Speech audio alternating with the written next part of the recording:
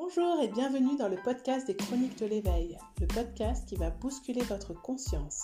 Je suis Julie Michaud, coach et thérapeute, et surtout une femme passionnée par les relations humaines et le décryptage de ce qui se joue dans notre vie.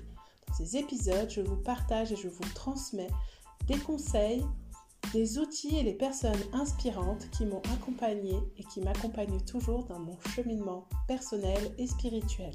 Bonne écoute! Racontez-moi votre vie. Vous êtes à la fin de votre vie là. Vous avez tout vécu, tout ressenti, aimé, exploré, expérimenté. Racontez-moi votre vie si vous continuez de la vivre comme ça a commencé là. Si vous restez sur la même voie, sur le même chemin, qu'est-ce que vous ressentez? De la joie, de la fierté, de la gratitude, de l'amour, vous sentez aimé, vous avez l'impression d'avoir tout réussi?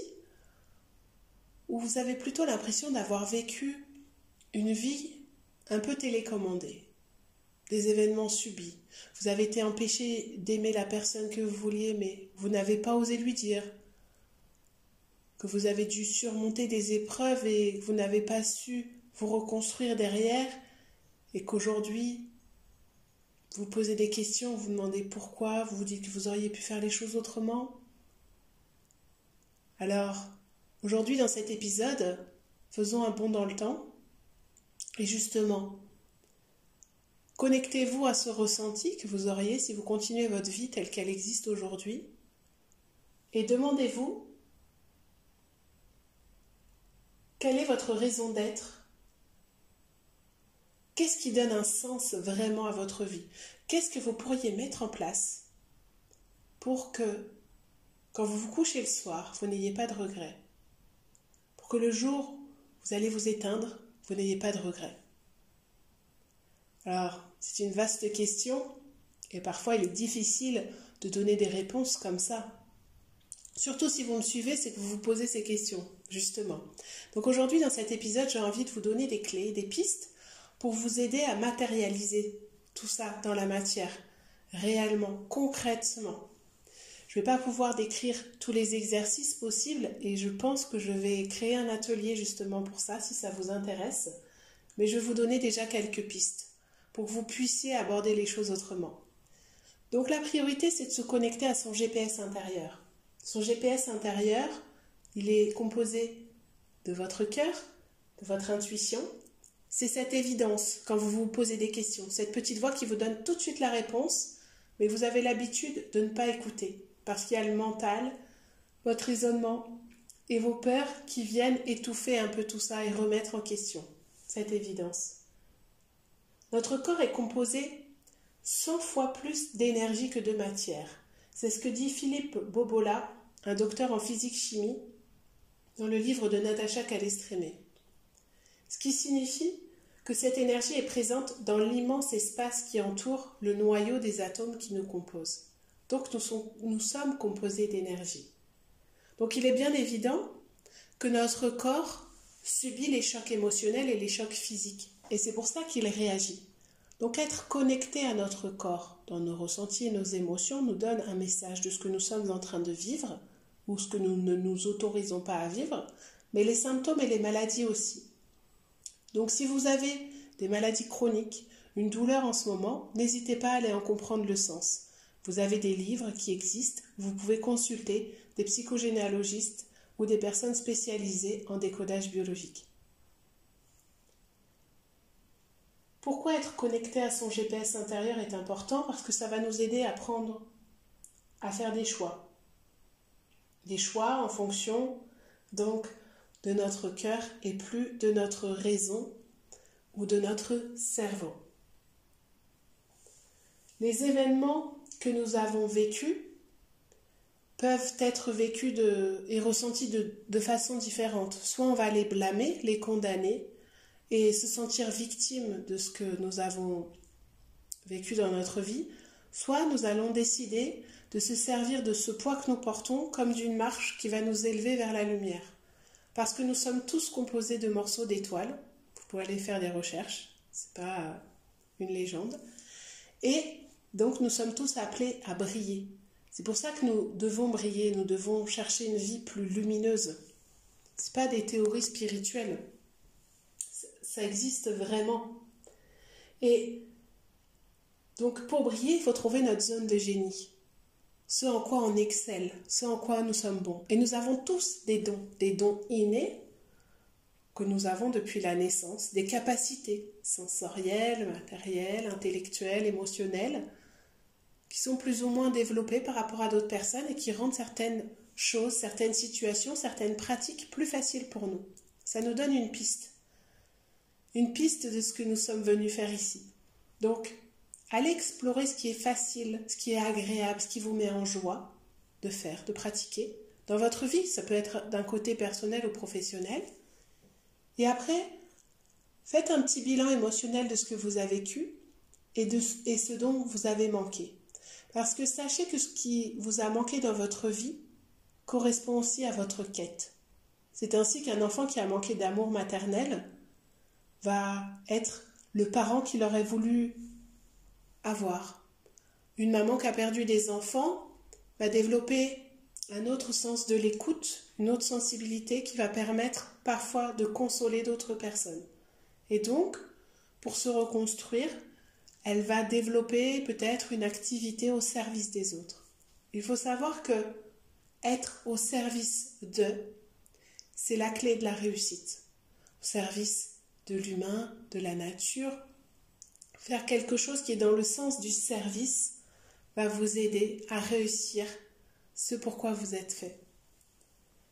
Donc, une fois que vous avez identifié cette zone de génie, en matérialisant ces chocs émotionnels et ces épreuves comme des marches qui vous élèvent plutôt que des poids à porter douloureux qui vous font subir votre vie, eh bien, vous allez déjà vous sentir plus libéré.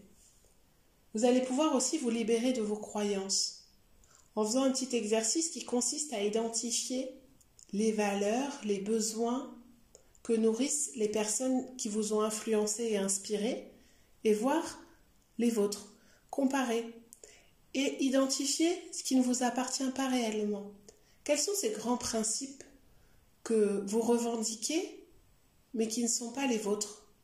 Ces fonctionnements que vous répétez mais qui appartiennent à votre famille et qui ne sont pas forcément en accord avec vos besoins à vous profonds, vos valeurs profondes. Donc vous allez pouvoir aussi vous détacher de cela et rendre à César ce qui appartient à César, rendre à votre famille ses croyances et arrêtez de vous auto-saboter, arrêtez de vous empêcher d'être à votre compte, empêcher de gagner de l'argent, empêcher de faire un métier manuel alors que votre famille pense que pour réussir, il faut être dans une activité intellectuelle. Arrêtez de nourrir des croyances qui appartiennent à votre culture, à votre religion, mais qui ne vous appartiennent pas à vous, dans lesquelles vous n'arrivez pas à vous retrouver. Détachez-vous de tout ça, comme des sacs qu'on enlève. Délestez-vous de tout ça, pour pouvoir enfin être vous-même. Et en étant vous-même, vous allez savoir ce qui est bon pour vous, ce qui vous nourrit, ce qui vous fait du bien, quel est votre rythme de vie, quel confort de vie vous recherchez. Et ça va vous permettre d'avancer, de savoir ce que vous voulez. Et donc, petit à petit, vous allez identifier ce que vous voulez vivre, ce que vous voulez ressentir, qui vous voulez incarner. Et vous allez pouvoir le matérialiser dans une image de vie idéale, de vie satisfaisante pour vous.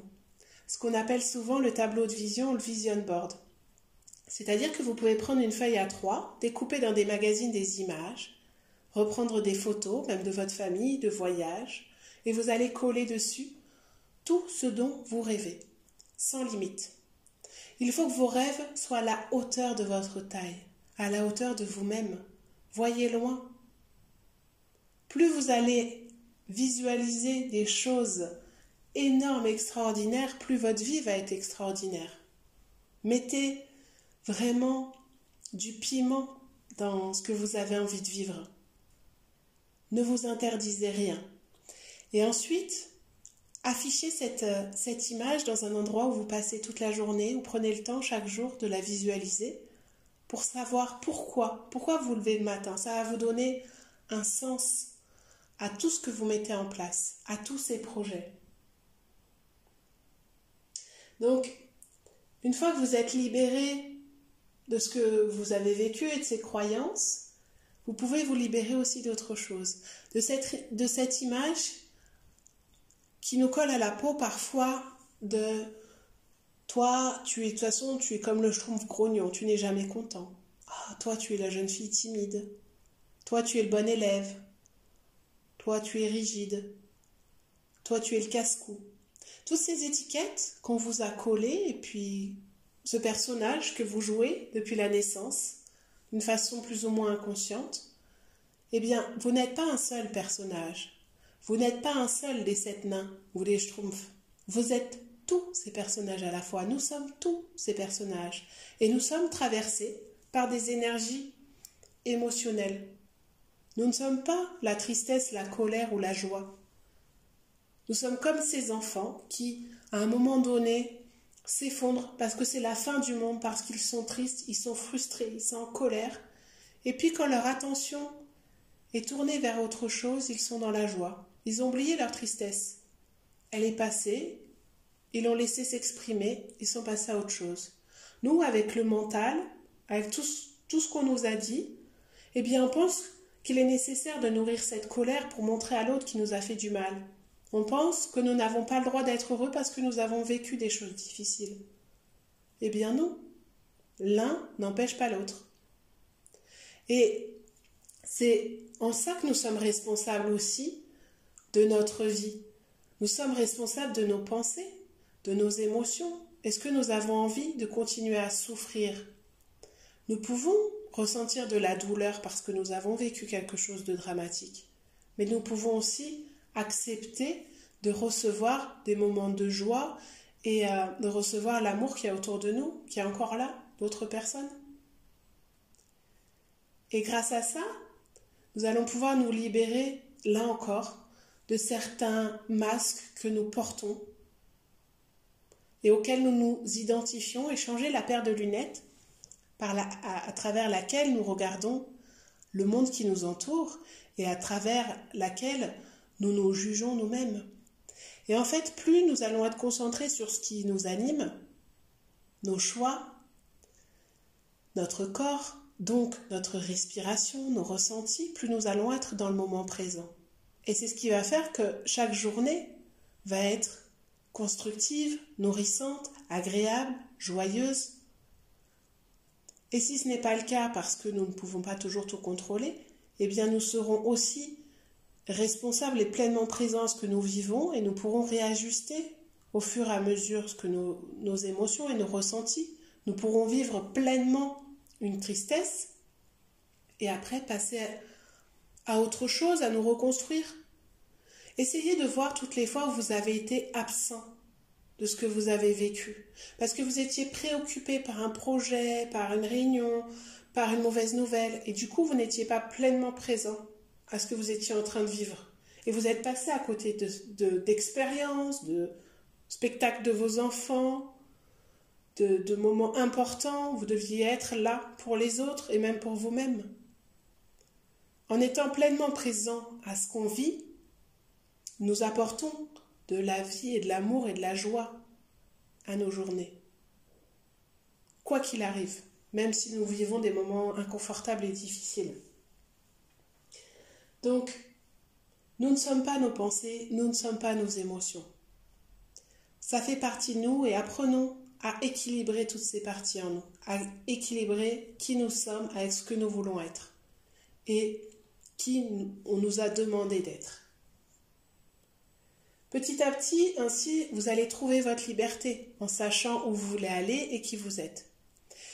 Et il faut vraiment prendre conscience, parce que nous passons tous par là quand nous cheminons, que ça va déranger. Ça va déranger des personnes de votre entourage de vous voir prendre votre autonomie, votre liberté d'être, d'exprimer votre vérité, de mettre des limites, de marquer votre territoire, de ne plus vous laisser impacter, d'oser dire non. Ça va déranger des gens parce qu'il y a des gens qui vont se demander si vous n'êtes pas sous l'influence de quelqu'un de bizarre. Ça va appuyer sur un bouton qui va leur rappeler que eux n'ont pas ce courage, n'osent pas faire ce choix de se libérer de toutes ces chaînes qui entravent leur propre liberté d'être authentique. Et donc en fait, quand vous allez avoir peur d'être rejeté, dites-vous que c'est plutôt de l'admiration qu'ils ont pour vous, qui vous mettent sur un piédestal, ils sont plutôt dans l'envie. Et donc n'abandonnez pas votre cheminement. Continuez à vibrer cette lumière autour de vous, cet épanouissement, et en vous voyant vous réaliser, eux aussi, ils vont être inspirés, ils vont vouloir faire la même chose. Je vais vous reciter cette phrase de Schopenhauer qui est assez connue par rapport à l'innovation et à la vérité. C'est un phénomène qui se présente systématiquement quand on apporte une nouvelle vérité, un changement. Parce que quand vous vous découvrez vous-même, vous êtes une nouvelle personne. Donc vous êtes dans l'innovation. Et donc trouver une vérité et l'énoncer aux autres, ça crée ce phénomène. La vérité passe par 3 étapes. D'abord ridiculisée, deuxièmement violemment opposée et troisièmement acceptée comme évidente. Si je prends mon exemple, quand j'ai fait ce cheminement personnel et ces formations avec le tarot, le transgénérationnel, la psychogénéalogie, le clair ressenti, il y a des gens dans mon entourage qui se sont moqués, qui se sont demandé ce que j'allais faire. Et puis quand ils se sont rendus compte que tout ce que j'avais pu apprendre et ma façon de raisonner aujourd'hui me permettait d'être plus sûre de moi, d'exprimer ma vérité et de leur apporter aussi des éléments sur eux qui n'osaient pas forcément aller aborder, et qu'en plus on pouvait gagner sa vie en aidant les autres à devenir eux-mêmes, eh bien ils ont compris que mon choix était évident. Mais pendant plusieurs mois, ils ont douté, ils se sont moqués, et encore, je ne sais pas tout. Donc, quand vous changez de vie, pour aller vivre avec une autre personne, pour changer de région, pour faire une autre activité, vous risquez de rencontrer des obstacles par rapport à votre environnement, par rapport à votre entourage. Mais continuez. Partez comme si vous alliez gagner, parce que vous allez gagner. Même si vous ne savez pas où vous allez, à partir du moment où vous suivez le chemin de l'évidence, ce qui vibre juste pour vous. Quand vous vous connectez au ressenti de la réussite de ce projet, vous sentez en vous de la joie, de l'enthousiasme, vous avez vraiment envie de vous mettre en mouvement, c'est le bon chemin. Allez-y. Comme on dit au loto, 100% des personnes qui ont gagné ont joué, ont participé. Donc allez-y. Il y a des gens qui vont préférer la sécurité et sacrifier d'une certaine façon leur vie. Parce qu'ils ont peur de quitter cet espace de confort et de sécurité. C'est leur choix, c'est respectable. Mais ces personnes-là, elles n'ont pas forcément mesuré qu'elles pouvaient faire aussi ce changement et cette transformation de façon progressive. Quand on passe à l'action, forcément, il y a les peurs qui s'activent. C'est un système de survie. Si vous n'aviez pas de peur, si nous n'avions pas de peur, nous traverserions la route n'importe quand. Nous serions morts depuis longtemps ou blessés. Et en fait, si on prend l'image du lance-pierre, vous devez tirer sur un élastique d'une façon assez intense pour que la pierre aille atteindre sa cible. Si vous lâchez l'élastique trop tôt, la pierre tombe à vos pieds, ça fait un flop, votre projet. Mais si vous créez la tension nécessaire, la pierre va aller toucher la cible. Vous allez réussir. Et si au contraire, vous gardez l'élastique en tension tout le temps et ne lâchez jamais, bien vous allez vous épuiser. Donc, c'est toujours cette notion d'équilibre.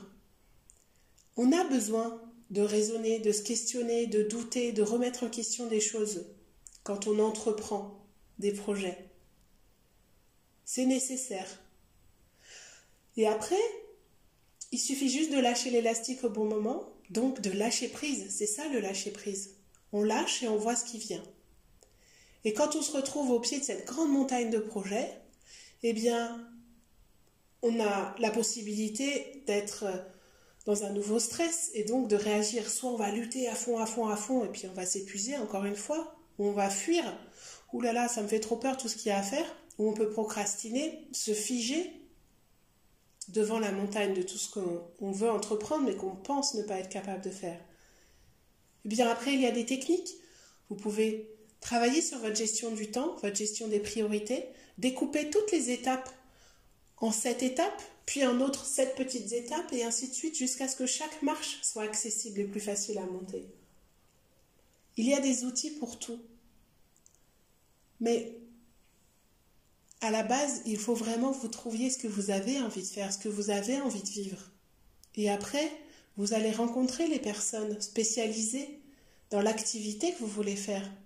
La couture, apprendre l'anglais, faire des randonnées, monter l'Everest, faire du parachute, apprendre à piloter un avion, planter vos légumes, devenir entrepreneur, soigner les gens, communiquer avec les animaux. Tout est possible. C'est à vous de choisir ce qui va émaner de vous dans vos propos. Puisque vous êtes énergie, vous envoyez une information, comme quand vous téléphonez à quelqu'un. Votre téléphone envoie l'information au téléphone de la personne et vous rentrez en contact. C'est invisible. Quand vous aimez quelqu'un, vous ne voyez pas physiquement le lien entre les deux personnes et pourtant il existe. Donc il y a ce lien invisible. Quand quelqu'un bâille, tout le monde bâille dans la pièce. Quand votre enfant se blesse, vous ressentez la douleur en vous. Nous sommes tous connectés. Donc tout ce qui émane de vous a une répercussion sur votre environnement. Et l'univers, c'est comme si c'était le génie de la lampe d'Aladin. Vous lui envoyez une information, il vous répond, il vous renvoie la réponse. Donc si vous envoyez, c'est pas parce que vous faites votre tableau de vision, mais si au quotidien, quand vous discutez avec les gens, vous dites, de toute façon, je rêve de faire ça, mais je ne m'en sens pas capable. Mais de toute façon, les intervenants, pour le rendez-vous, je sens que ça ne va pas avoir lieu, ça va être compliqué. Bien, l'univers, il entend et il vous donne raison. Donc, faites très attention à ce que vous pensez. Ne croyez pas tous ces filtres, toutes ces croyances. Détachez de tout ça. Détachez-vous de tout ça. Et croyez que vous allez réussir. Et vous allez voir que les portes vont s'ouvrir. À chaque fois qu'il y a un blocage, allez chercher, allez décrypter pourquoi il est là. S'il y a quelque chose qui ne tourne pas rond, ce n'est pas normal. C'est que le blocage vient de vous quelque part. Et c'est là le rôle des coachs et des thérapeutes. C'est de vous amener la lumière, d'éclairer la clé que vous devez trouver pour déverrouiller ça. Donc apprenez à vous faire accompagner, apprenez à vous former, à lire, à nourrir aussi ce véhicule terrestre. Ce corps qui est votre GPS qui va vous guider, apprenez à le nourrir de façon bonne pour vous aussi, en fonction de ce qui vous met dans une bonne énergie. Respectez votre temps de sommeil. Élevez-vous par rapport aussi à votre tempérament. Si vous êtes plutôt lève-tôt ou couche-tard, adaptez aussi vos séances de travail par rapport à ça. Apprenez à vous connaître. Ne faites pas par rapport à ce que vous voyez sur les réseaux sociaux, dans les livres. Ne suivez pas les régimes qui ne vous correspondent pas. N'adaptez pas des rituels de se lever très très tôt si vous êtes plus performant le soir. Ne faites pas des sports qui ne vous correspondent pas si vous avez des douleurs dans votre corps. Écoutez-vous. Allez vraiment à l'intérieur de vous, chercher ce qui est bon et juste pour vous, ce que vous avez envie de vivre. Vous allez vivre en vous toute votre vie. Donc respectez votre corps, respectez qui vous êtes. Personne ne le fera à votre place. Et montrez l'exemple. Montrez l'exemple aux gens qui vous entourent et aux nouvelles générations qu'en étant vous-même, vous leur permettez aussi à eux d'être eux-mêmes. Moins vous allez être dans le jugement des autres, moins vous allez être dans votre jugement et moins les autres vont vous juger. Ou alors vous serez détaché de ce jugement. Parce que vous saurez qu'il faut une expérience positive ou négative de vous, mais c'est par rapport à leur façon d'envisager les choses, à leurs blessures. Et vous n'aurez plus d'impact par rapport à ce qu'ils vont vous dire. Donc, pour résumer, trouvez ce qui donne du sens à votre vie. Matérialisez-le en faisant un tableau de vision, en écrivant les règles du jeu de votre vie. Détachez-vous des enjeux, justement. Prenez ça comme un jeu, le jeu JEU du jeu JE. Amusez-vous. Amusez-vous à créer votre vie, puisque vous savez, quand vous envoyez une information dans l'univers, elles risquent de vous revenir. Alors c'est pas juste de dire je veux être riche. Il y a tout un travail quand même à faire derrière. Je ne vous dis pas que si vous vous écrivez sur votre tableau de vision je suis millionnaire demain que ça va arriver. Non, c'est un état d'esprit, c'est de mettre des choses en place. Si vous attendez sur votre canapé, ça ne va pas se passer. Par contre, si vous dites j'ai trouvé mon activité de cœur, je sais ce que j'ai envie de faire, eh bien, si vous aimez ce que vous faites, les autres vont aimer aussi ce que vous faites et ils vont adhérer à votre projet et ils vont venir. Et vous allez avoir du succès et vous allez avoir une réussite financière. Et si vous savez ce que vous allez faire de cet argent, si vous savez ce que vous allez ressentir grâce à cet argent, parce que vous allez pouvoir acheter la maison de vos rêves ou la voiture de vos rêves, peu importe, ou le domaine qui va vous permettre de planter vos légumes, de faire grandir vos enfants, de voyager. Le but n'est pas de mettre au service votre génie et votre talent au service du plus grand nombre et de devenir quelqu'un de très connu. Vous pouvez simplement éclairer votre communauté et votre famille, les inspirer. Commencez par vous.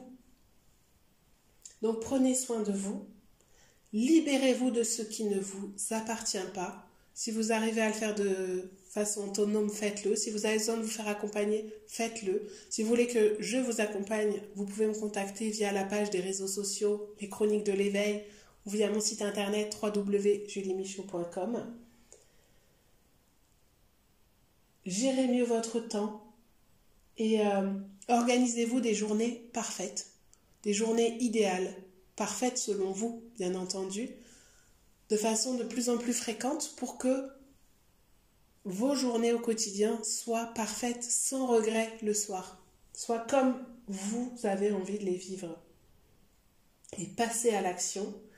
Et si jamais à un moment donné, vous êtes dans cette sensation du manque, vous avez l'impression que vous n'avez pas assez de moyens, que vous n'êtes pas assez aimé, vous ne possédez pas assez de choses, bien faites cet exercice de gratitude, c'est-à-dire que vous vous posez, vous visualisez tout ce que vous possédez, tout ce qui va bien au niveau de votre santé, tous les gens avec qui vous avez des interactions et des partages extraordinaires qui vous nourrissent. Remerciez tout ça, mais vraiment intensément jusqu'à en avoir les larmes aux yeux.